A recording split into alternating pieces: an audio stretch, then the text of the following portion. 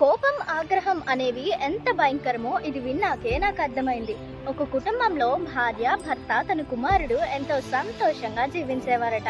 కానీ ఒకరోజు తండ్రి మక్కువతో ఒక కార్ని కొన్నారట.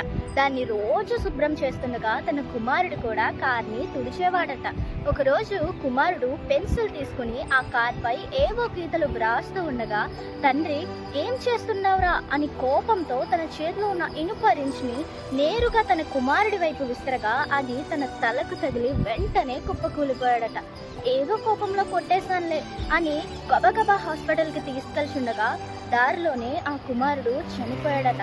అల్లారు ముద్దుగా పెంచుకున్న ఒక్కగానొక్క కుమారుడు చనిపోయాడనే విషయం తన భార్యకు తెలియగానే తన గుండె ఆగిపోయి చనిపోయిందంట. తను కనపరిచిన కోపం, ఆవేశం వల్ల తన కుటుంబాన్ని కోల్పోయాడు.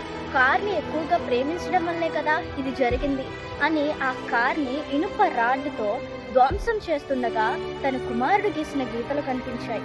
వాటిని పరిశీలనగా చూస్తే తండ్రి పట్ల ఉన్న ప్రేమను వెల్లడి చేస్తూ ఐ లవ్ యూ డాడీ అని వ్రాసినట.